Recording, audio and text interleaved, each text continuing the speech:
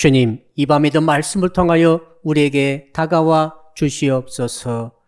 예수 그리스도 이름으로 기도합니다. 아멘.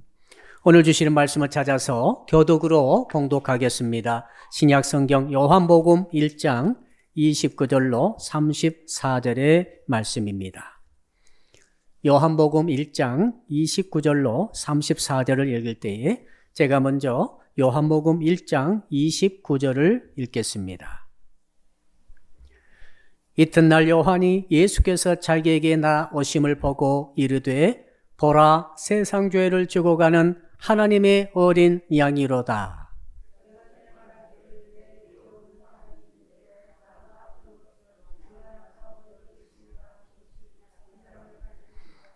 나도 그를 알지 못하였으나 내가 와서 물로 세례를 베푸는 것은 그를 이스라엘에 나타내려 함이라 하니라.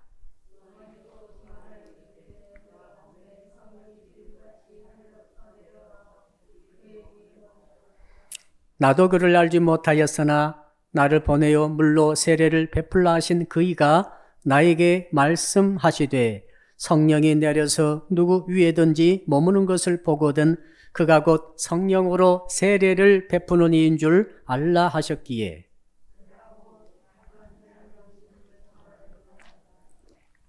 아멘. 오늘 말씀의 제목 같이 따라합시다. 예수님을 증언하는 신앙을 가집시다. 우리 앞서라 인사할까요? 증언을 제대로 합시다. 법정에서 증인이 있고 증인이 증언을 하도록 요청받을 때가 있습니다. 세상 법정에서 증인의 증언의 내용이 너무나 중요합니다. 증언에 따라서 유죄가 되기도 하고 무죄가 되기도 하죠. 심지어 죽을 사람이 살기도 하고 살 사람이 죽기도 합니다. 증언의 내용이 이렇게 중요하죠.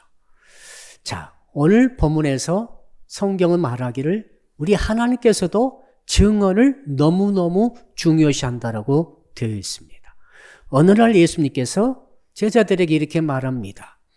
너희들이 이 모든 일의 증인이라. 이렇게 누가복음의 24장 48절에 말씀하고 있습니다. 이때가 언제인가 하면 이미 십자가에서 달려 돌아가셨다가 사흘 만에 부활하시고 부활하신 후 40일간 땅에 계시다가 승천하시기 직전에 제자들에게 하신 말씀이죠. 너희들이 이 모든 일의 증인이라. 이 모든 일이 뭔가? 자, 누가복음 24장 그 전 46절과 47절을 읽어보게 되면은 하나님께서 예수께서 우리에게 요구하시는 이 모든 일이 어떤 것인가가 나와 있습니다. 도대체 그 일이 무엇이길래 예수께서는 승천하시기 전에 제자들에게 강력하게 증인이라고 증언하라고 말씀을 하시는 것인가? 거기에 살펴봤더니 누가복음 24장 46절 보니까 또 이르시되 이같이 그리스도가 고난을 받고 제3일에 죽은 자 가운데서 살아날 것과 그러니까 예수님의 십자가의 대속의 고난 당하심 이것을 증언해야 되고 그 다음에 부활하심 이것을 증언해야 된다. 그 이유가 이제 47절에 나와 있죠. 또 그의 이름으로 죄사함을 받게 하는 회개가 예루살렘에서 시작하여 모든 족속에게 전파될 것이 기록되었으니 무슨 말인가 하면은 자, 너희들이 경험한 바 십자가의 죽음과 그리고 그를 통한 대속의 죄사함 그리고 부활을 통해서 완성되어진 것 이것을 증언하게 되면 너희들이 이 일에 증인이 되어서 증언하게 되면은 회개를 선포하는 그 복음이 예루살렘부터 시작해가지고 온 세상 끝까지 증거되어서 온 세상이 주의 나라가 임한다는 것 아니겠어요? 전 세계 복음화는 뭘 통해 이루어지는가 하면 가만히 있으면 이루어지지 않습니다. 자꾸 입을 벌려서 증언해야만 이루어지는 것입니다. 이것이 하나님의 정하신 법칙이고 하나님의 정하신 섭리입니다. 그러니까 여러분 어떤 일이 있다 할지라도 입을 쉬지 않기를 축복합니다. 계속해서 증언해야 되는 거죠. 예수가 십자가에서 달려 돌아가실 때 우리 죄가 대속받았다고 계속 말을 해야 되는 거예요.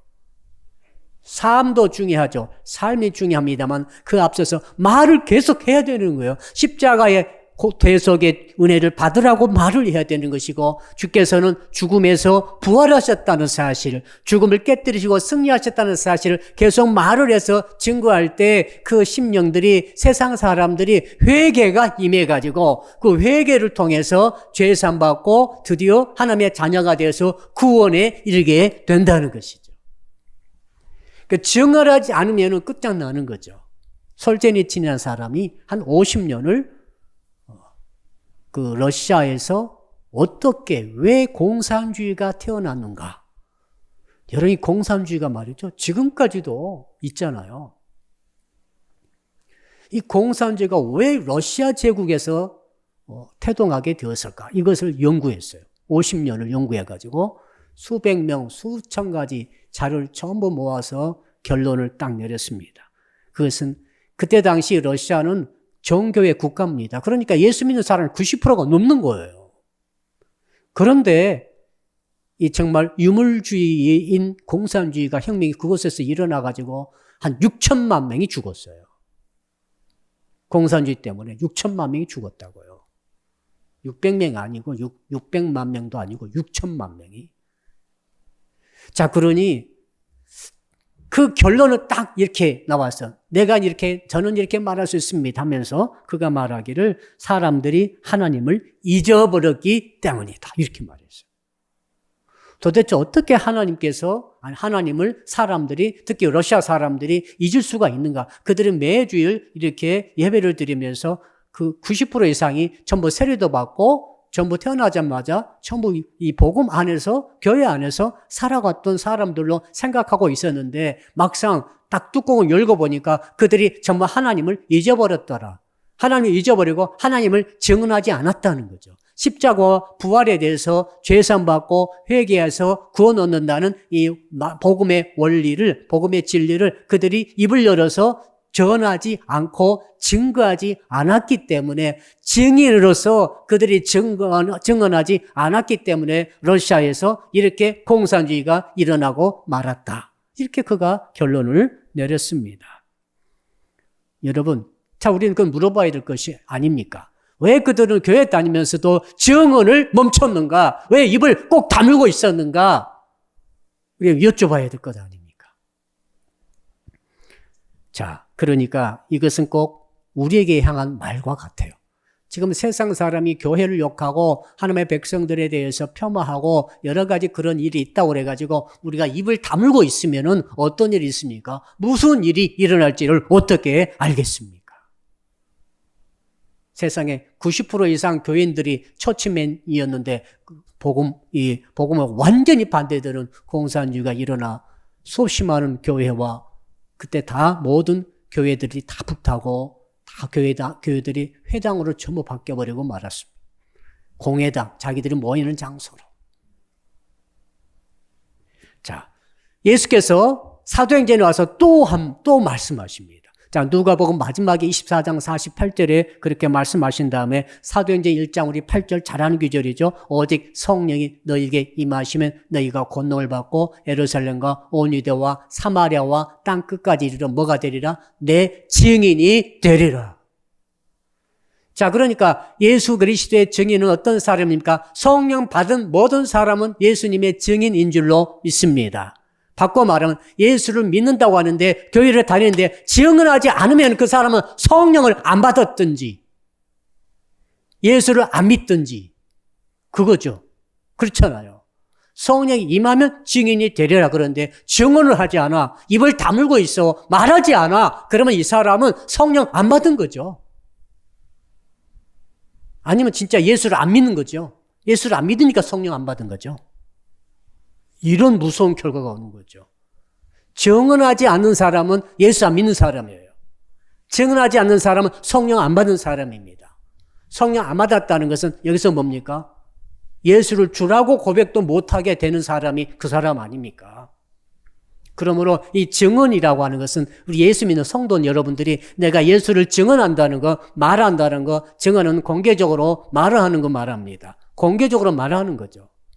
이 말한다는 것은 성령의 받았냐 안 받았냐와 관계된다라고 주님이 말씀하시는 것이죠. 자, 그래서 오늘 본문은 세례 요한이 예수님을 증언하는 장면입니다. 세례 요한이 정말로 예수 그리스도가 나는 그리스도가 아니고 나는 예수 그리스도를 참 오는 길을 예비하게 외치는 소리에 불과하다 이렇게 말을 했는데 그 다음날 진짜로 요단강에 있는데 바로 예수께서 오시는 거예요. 자, 거기 한번 29절 다시 읽어봅시다. 29절 시작. 이튿날 요한이 예수께서 자기에게 나오심을 보고 이르되 보라 세상 죄를 지고 가는 하나님의 어린 양이로다. 이튿날 그 바리새파 사람들 제사장 사람들에게 자기가 나는 그리스도가 아니고 그리스도를 외치는 소리라고 이렇게 말을 했던 그 다음 날 그 뜻이죠. 자, 요한이 봤습니다. 예수께서 자기에게 나오심. 자, 그때 당시 광야와 요단강 그 베다니 근방에 많은 사람들이 와 있었어요. 근데 예수께서 오십니다. 어떻게 알았을까요? 그냥 한 거예요. 자, 예수께서 오시는데 어떻게 왔습니까? 자기에게 나오심. 예수께서는 누구에게 왔습니까? 다른 사람이 많은 사람이 있습니다만 그냥 지나가다가 이 요한이 곁을 지나가고 이런 게 아니라 세례 요한을 그 목표로 삼고 세례 요한을 목적 삼아서 직선으로 세례 요한에게 왔다 이 말이죠. 그 뜻입니다. 지금 예수께서 자기에게 나오심을 보고 그때 세례 요한이 이제 예수를 증언합니다. 최초로 증언은 어떻게 하는가 보십시오. 보라 세상 죄를 지고 가는 하나님의 어린 양이로다. 따라합시다. 세상 죄를 지고 가는 하나님의 어린 양이로다. 자, 얼마나 강력한 구원의 핵심적인 그 요소를 다 집어넣어가지고 세상 죄를 지고 가는 하나님의 어린 양이라고 예수님을 바라보면서 목격하면서 직접 사람들 앞에서 큰 소리로 증언을 했다는 거죠. 증언을 하는 거예요, 지금. 자, 지고 간다는 말은 제거한다는 말입니다. 세상 죄를 제거하는, 세상 죄를 지고 가는. 이게 이제 현재형이죠. 그러니까 어떤 말인가 하면 계속해서 반복해서 되는 거죠. 예수님께서는 우리의 죄를, 세상의 죄를 계속 지고 또 짐으로써 계속 제거하고 또 제거하시는 그런 능력이 있는 줄로 믿습니다. 이게 예수님의 보혈의 능력이잖아요. 죄 보혈의 능력이라는 것은 한두 번이 아니고 계속적으로 효력이 일어나는, 계속적으로 쉬지 않고 끊어지지 않고 사라지지 않고 한번 보혈이 떨어지면 그 보혈이라고 하는 것은 끝까지 세상 끝날까지 죄라고 하는 것을 계속해서 제거하고 계속해서 져서 죄를 제거해버리는 능력이 있는 줄로 믿습니다. 죄의 보혈을 우리가 받게 된다고, 죄의 보혈을 내가 믿게 된다는 것은 무슨 사람들이 예수의 보혈을 그들이 이제 받아들이게 된다는 것은 그런 의미가 있습니다. 이 죄가 보혈이 한번 떨어지게 되면 그 인생에 있어서 과거, 현재, 미래 모든 죄를 계속해서 져주시기 때문에 계속 과거 죄도 져주시고 현재 죄도 져주시고 미래 지을 죄까지 다 져주시기 때문에 그 죄를 계속해서 없애줌으로 그래서 의인이 되어서 천국에 가게 되는 줄로 믿습니다. 보혈의 공로는 너무나 놀라운 것이죠. 그걸 지금 세례 요한이 증거하고 있습니다. 자, 그러니 29절 보니까 세상 죄를 지고 가는 하나님의 어린 양이로다. 이 어린 양이란 말은 이 원어에 보게 되면 정관사가 붙어 있어요. 그러니까 모든 어린 양이 아니라 그 어린 양이다. 한번 따라합시다. 그 어린 양이다. 그 어린 양, 누구 어린 양입니까? 바로 출애굽기에 우리가 잘 보았지 않습니까? 출애굽기에 그 10가지 10번째 재앙으로 모든 장자의 다 죽음을 이제 가져오는 죽음의 천사가 내려왔을 때 그때 오직 그 예수의 그 하나님의 말씀을 받았습니다. 야, 너희들이 오늘 밤에는 어린 양을 잡아라. 어린 양 잡아가지고 그 어린 양을 잡아서 그 어린 양의 피를 문이망, 문설제 다 바르고 그 고기를 다 먹어라. 이렇게 명령을 받았어요. 그 명령을 받고 나서 이스라엘 백성들이 그 명령에 순종하고 그 명령을 믿었습니다. 믿고 나서 피를 바르고 고기를 먹고 있는데 그걸 믿지 않는 에집트의 모든 애굽의 백성들은 전부 다 장자 죽임을 당했습니다. 그러나 그 어린 양, 그 그 어린 양의 피를 보혈의 공로를 믿고 문인방 문설주에 발렸던 이스라엘 사람들에게는 단 한 사람도 장자의 죽음이 들어오지 않은 줄로 믿습니다. 그래서 죽음이 뛰어넘어갔다 하기 때문에 유월절이라 이렇게 하지 않습니까? 최초의 유월절의 역사가 일어난 것이죠. 이것을 세례요한 지금 말하고 있는 것이죠. 세상 죄를 져서 계속해서 죄를 계속 제거해서 없애시고 있는 그 하나님의 어린 양이 바로 저 부분이다. 이렇게 지금 증거하고 있는 것입니다. 사랑하는 성도 여러분, 그러므로 세례요한이 지금 증거하는 내용이야말로 죄 사함을 통한 우리 영적 구원의 핵심적인 진리를 선포하고 증언하고 있는 줄로 믿습니다. 여러분, 그러므로 우리는 어떻게 되겠습니까? 한번 따라합시다. 유월절 어린 양은 사람이 준비한 양이 아닙니다. 자, 진짜 유월절 어린 양이 따로 있어요. 그 예수님이죠.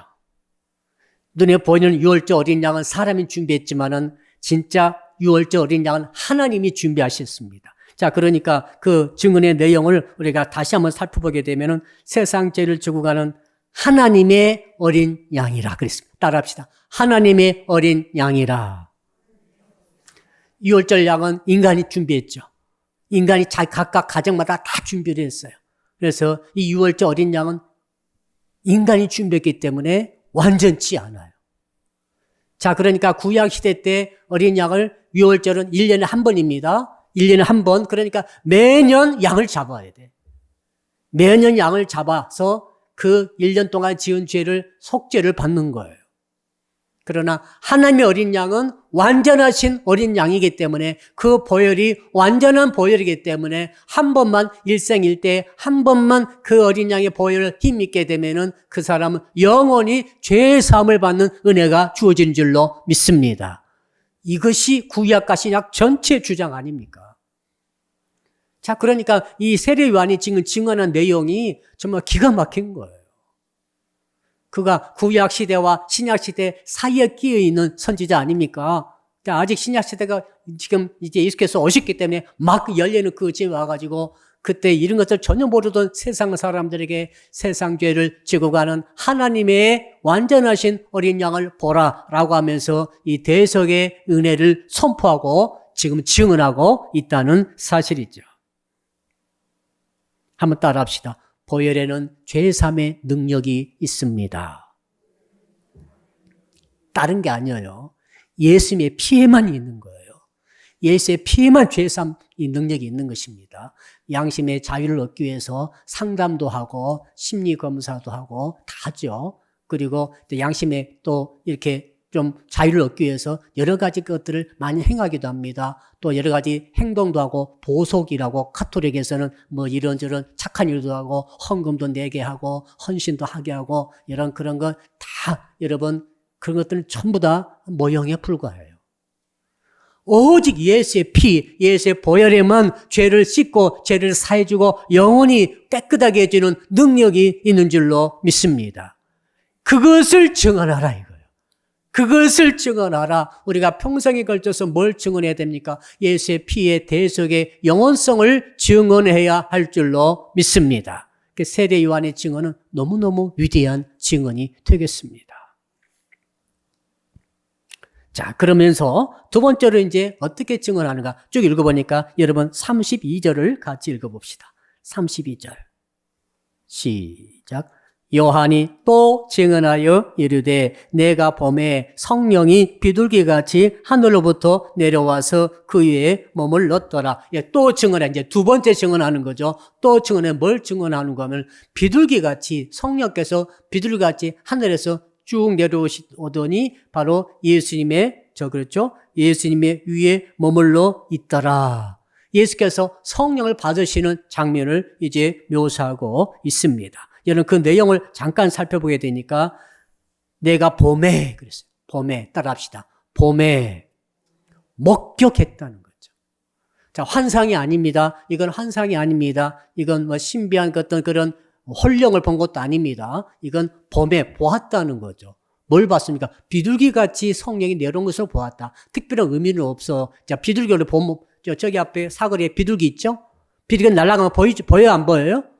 비둘기 보이더라, 이거죠. 비둘기가 보이듯이 성령께서 눈에 목격되도록 그렇게 실제로 예수 위에 임하시는 것을 보았다. 비둘기 온 거 아니에요.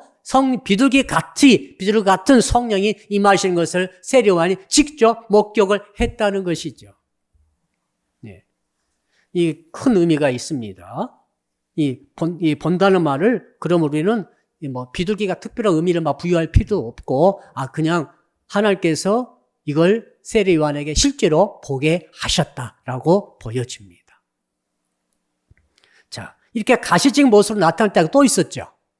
성령은 원래 보이지 않으신 분이시잖아요. 그런데 하나님께서 보이도록 하시면은 볼 수 있는 거죠, 이렇게. 자, 또 한 번은 마가다라 방에서 있었습니다. 120명의 제자들 모였을 때 불의 혀처럼 갈라지는 것이 각 사람 머리 위에 머물러 있더니 이것 그때 다 봤어요. 거기 있던 사람은 전부 이 성령을 보았는데 불의 혀처럼 갈라져서 이미 불은 아닙니다. 불의 혀처럼 갈라진 것이 다 보였습니다. 그리고 급하고 강한 바람 소리가 확 나는 것을 다 들었어요. 이건 실제 귀로 듣고, 이건 그러니까 불신자가 있어도 다 들렸어요. 그때는. 아셨죠? 불신자도 다 들리는 거죠. 옆에 세상에 마가다라 방 밖에 있는 사람도 그 소리가 들렸다는 이야기가 있습니다. 왜 그 시끄러운 소리가 다 들린 거죠. 그냥 불꽃이 다 임하 있는 것을 보았다는 거죠. 왜 그렇게 했습니까? 하나님이 그렇게 하신 거예요. 그 시간에만, 그 장소에만. 자, 그러므로 사랑하는 성도 여러분, 성령님이 내게 오셨다라고 우리가 간증할 때 어떤 사람은 성령은 급하고 강한 바람처럼 오십니다. 어떤 분은 성령은 불처럼 오십니다. 어떤 사람은 성령은 비둘기같이 오십니다. 어떤 분은 성령은 그저 나뭇가지가 흔들거리듯이 바람처럼 살살 살금살금 이렇게 부드럽게 아주 오십니다. 전부 맞아요, 틀려요? 전부 맞을 수 있어요. 성령님의 역사는 내가 경험한 것으로 제한하면 안 돼요. 성령은 이렇게만 오셔야 됩니다. 성령 올 때 방언이 터져야만 됩니다. 성령 오실 때 방언이 안 터진 사람도 있어요. 방언이 나온 사람도 있어요. 성령 오실 때 얼굴이 빨개진 사람도 있어요. 성령 올 때 막 진동하는 사람도 있어요. 그러나 성령 올 때 아무것도 가만히 있는 사람도 있어요. 그런 사람 신기하더라고요. 성령 오셨는데 가만히 있는 거예요, 그냥. 눈도 깜빡하고 가만히 있어요, 그냥. 근데 엄청 성령이 임했다고 나중에 간증을 했어요. 우리 하나님께서 그러니까 각각 다양하게 보여주신 이유는 뭐냐면은 성령님의 역사하심을 자기 경험으로 제한하지 말라.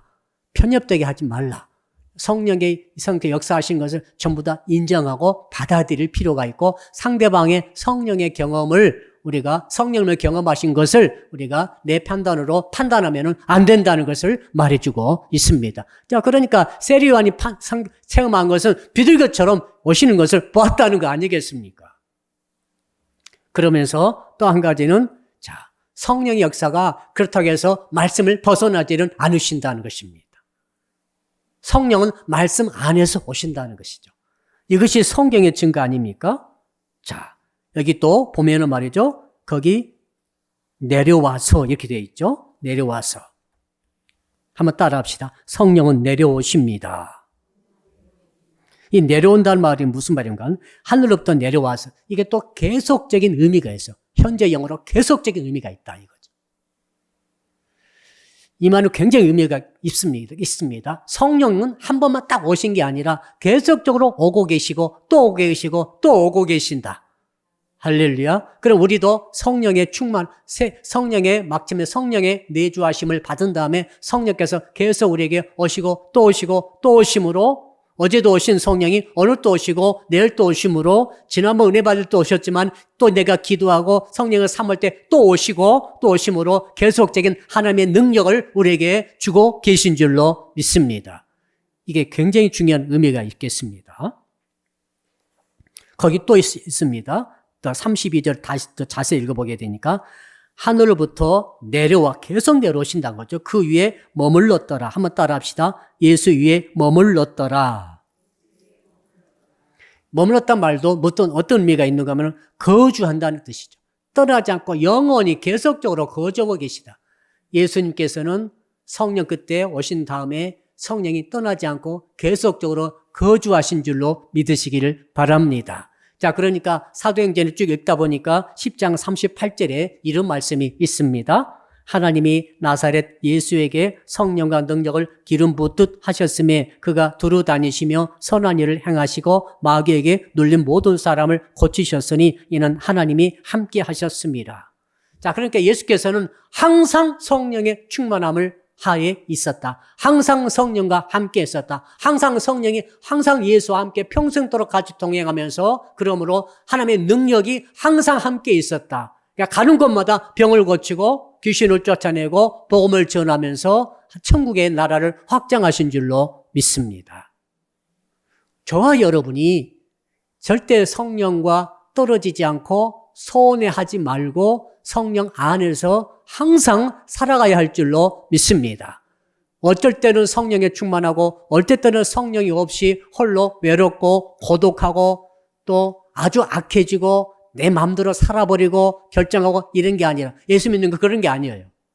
성령이 내려오셔서 거하시더라, 거주하시다 이 개념이 있기 때문에 성령이 우리에게 오신다는 뜻은 그 뜻입니다. 떠나지 않고 결코 우리를 버리지 아니하시는 성령인 것을 믿습니다. 그러므로 우리가 성령을 소원히 해서는 안 되죠. 소홀히 해서는 안 되고 성령님을 박대해서는 안 되고 항상 성령을 환영하고 모셔드리며 항상 성령과 더불어 동행해 가야 할 줄로 믿습니다. 몸이 건강할 때도 몸이 아플 때도 아침이나 저녁이나 일할 때나 예배 드릴 때나 공부할 때나 어떤 상황 속에서도 항상 성령과 동행하고 동행하는 것이 예수 믿는 사람의 올바른 삶인 줄로 믿습니다. 자, 그래서 이제 33절에 보니까 또 어떻게 증언한가 봅시다. 33절 시작. 나도 그를 알지 못하였으나 나를 보내어 물로 세례를 베풀라 하신 그이가 나에게 말씀하시되 성령이 내려서 누구 위에든지 머무는 것을 보거든 그가 곧 성령으로 세례 베푸는 이인 줄 알라 하셨기에. 자, 증언의 두 번째 내용은 지금 성령에 대해서 증언하고 있습니다. 첫째는 뭐라고요? 세상 죄를 지고 가는 하나님의 영원하신 어린 양을 보라.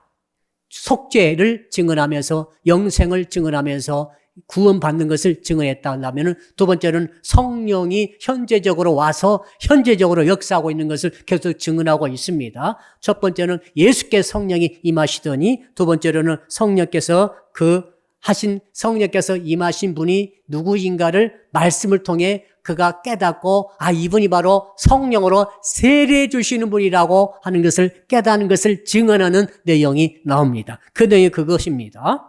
자, 하나님께서 세례 요한에게 이미 말씀을 하신 거예요. 말씀을 하셨어요. 세례 요한 때는 말씀하셨겠지만 우리는 성경을 통해 말씀을 하시는 거예요. 뭐라고 말씀하셨는가 하면 성령이 비둘기처럼 누구에게 임하신 거 보면은 그 사람이 사실은 메시아이고 그가 바로 이제는 모든 사람에게 성령으로 세례를 주는 분인 것을 네가 알아라. 메시아여 그리스도라라는 것을 네가 알아라. 이렇게 했다는 사실을 증언하고 있는 거죠. 여러분, 성령의 세례가 중요합니다. 성령의 세례가 있고 성령의 충만이 있고 제가 다 왕년에 전부 설교를 통해 말씀드렸었습니다. 성령의 세례는 뭡니까? 세례는 평생 한 번 받잖아요. 여러분 다 세례 받으셨죠? 여기 계시면 다 받으시겠어요? 예. 세례 받은 날짜도 기억합니까? 김설 집장 세례 받은 날짜. 생월일, 연월일.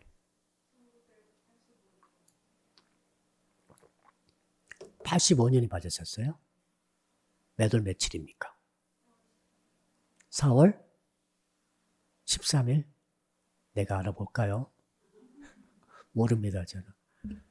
꽤 빨리 받았어요. 예, 제가 78년도 받았는데 몇 년 차이 안 나네. 제가 20살 때 12월 25일 날 78년도에 성탄절 때 그때 내가 받았더라고요. 세례는 평생 한 번 받는 거예요. 두 번 받지 마세요. 성령 세례는 한 번 받는 거예요. 그래서 성령의 세례가 붙었어요. 예수님의 성령 세례 주세요. 무슨 말인가요? 우리가 예수를 구주로 믿을 때 그때 성령이 오시는 거예요. 세례로 오시는 거예요. 아멘. 그러니까 그때 여러분이 물 세례 받을 때 물 세례는 내가 예수를 구주로 믿겠다는 표시인 것이고, 그러니까 물 세례 받기 전에 벌써 성령 세례를 다 받았을 걸로 알고, 혹은 어떤 사람은 물 세례 받을 때 성령 세례가 오는 분도 계시고, 어떤 분은 물 세례 받은 다음에 오실 수도 있겠습니다만, 문제는 예수를 구주로 확실히 믿으면은 성령의 세례를 받는 줄로 믿습니다. 누가요? 예수께서 성령 세례 주시는 거죠. 성령으로 세례 주신 분인 줄 알아라. 저 예수님의 성령 우리에 세례 주세요. 언제요? 당신을 믿을 때, 당신을 믿는다고 고백하는 사람들, 그 인생들, 누구든지 온 지구상에 흩어져 있는 남녀노소 할 것 없이 나 예수를 믿습니다 라고 고백할 때 예수께서 직접 그에게 성령을 부어주신 줄 믿으시기를 바랍니다. 그게 뭡니까? 성령의 세례예요. 성령께서는 하나님의 인격이시잖아요. 그러므로 성령이 오시면은 변화가 일어나게 되어 있어요. 성령 받았는데 변화가 안 일어난다. 성령을 안 받은 것일 수 있어요. 성령을 세례받으면은 하나님의 영이 우리에게 오셨기 때문에 변화가 일어나는 거죠. 삶이 달라지게 되어 있어요. 눈동자도 달라지고 말이죠. 생각도 달라지고, 가치도 달라지고, 비전도 달라지고, 사는 목표가 다 달라져 버리는 거죠. 성령을 받았으면은 달라지는 게 마땅한 거죠. 올바른 거죠. 그리고 자연스러운 거죠, 그게. 성령 받았는데 전과 다름없이 똑같다. 이게 이상한 거지. 그건 이상한 거죠.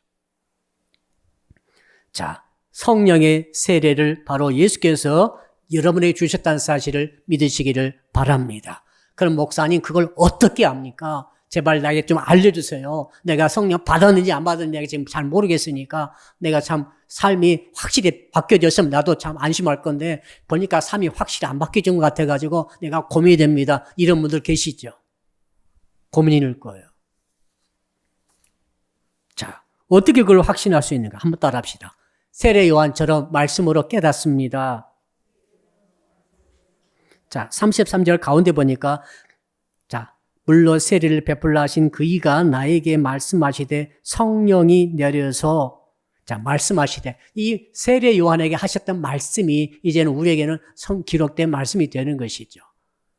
자, 누구든지 예수를 구주로 시인하게 되면 성령께서 내주하신다는 말씀.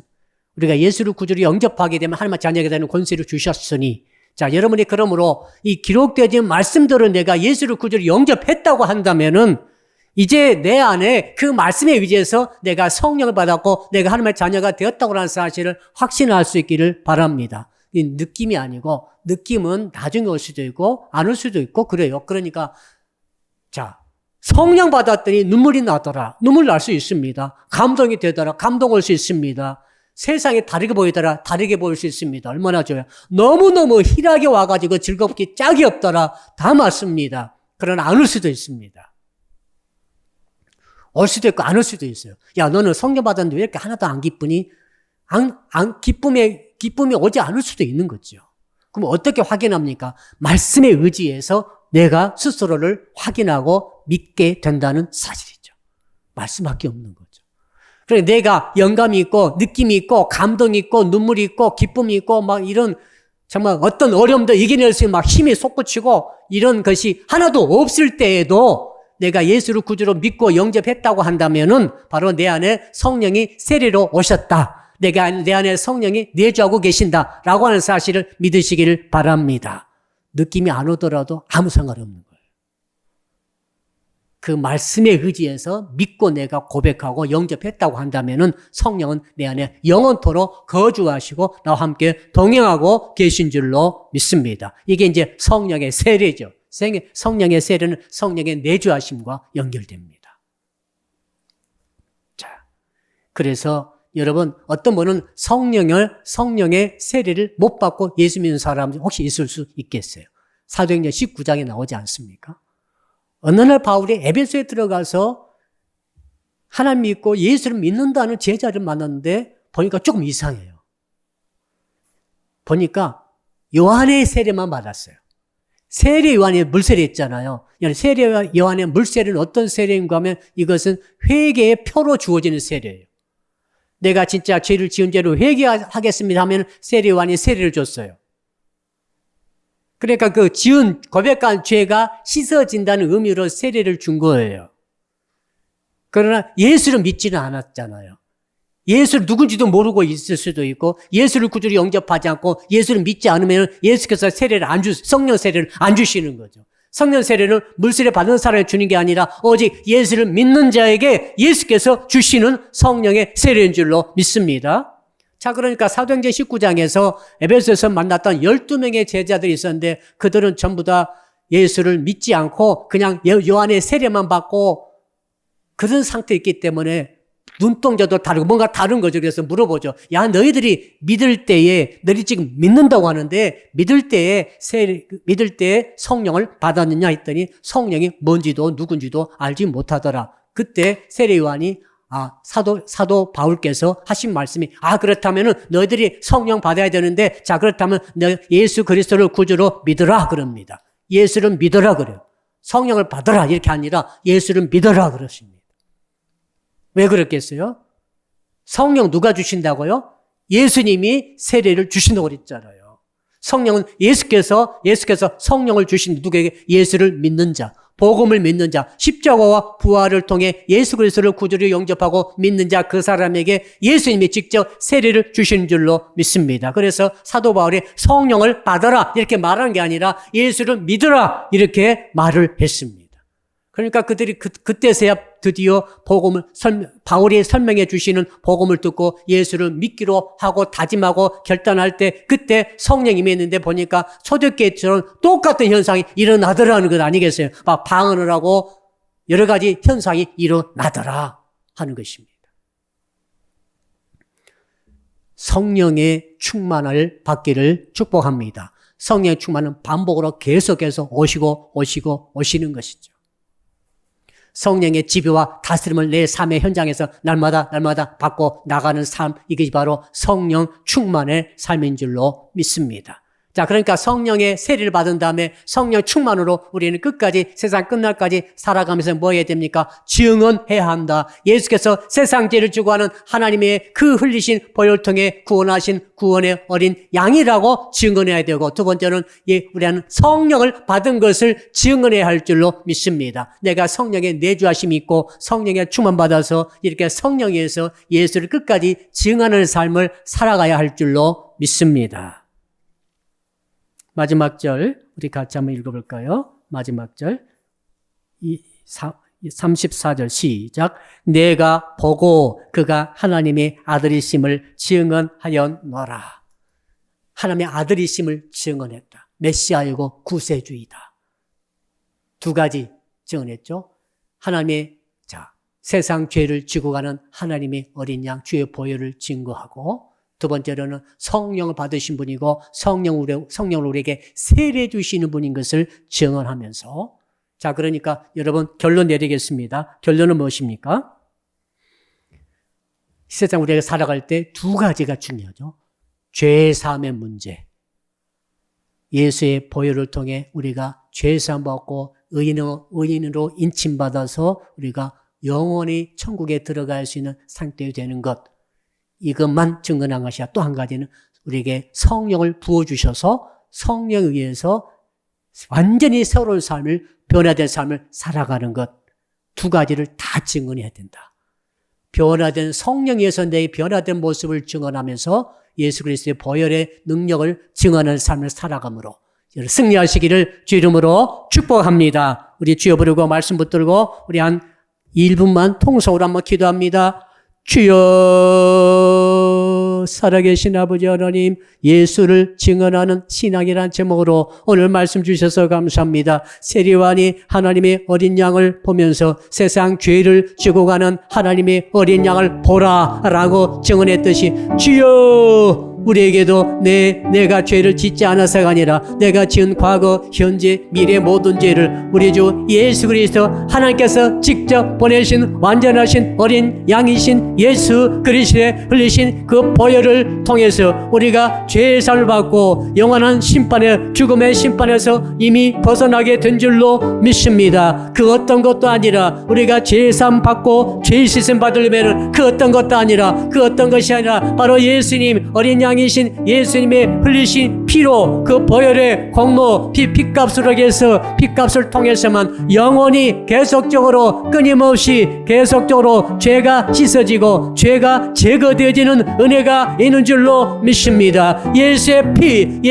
피를 우리가 그러므로 믿습니다. 그 피를 증거하게 하시고 증언하게 하여 주시옵소서. 뿐만 아니라 성령이 아버지 하는 우리 주님께서 성령을 주신다고 말씀하셨을 성령으로 세례 주신 분은 오직 예수님이신 줄로 믿습니다. 예수를 구주로 믿고 예수의 피와 예수의 부활의 권능을 우리가 믿음으로 받아들이고 예수를 구주로 영접할 때에 아버지의 성령으로 세례 주신 줄로 믿습니다. 그분이 계속해서 성령의 충만함을 우리에게 보여주심으로 세상 사는 끝날까지 예수의 증인이 되게 하여 주옵소서. 증언하는 삶을 능력 있는 삶을 살아가는 우리의 모든 삶이 되게 하여 주시옵소서. 두 번째로 기도합니다. 이번 주일은 9월 마지막 주일이 되겠습니다. 예수님이 올라가심이라고 하는 제목으로 우리 주님을 예배할 때 이번 주에 청년부, 아동부, 청소년부 할 것 없이 작년 1부, 2부에 성령의 기름 부음이 임하시면서 우리 예수님이 올라가심 통해서 하나님의 큰 교훈을 얻고 새로워지게 해달라고 은혜도 주시도록 간절히 한번 기도해 주시기를 바랍니다.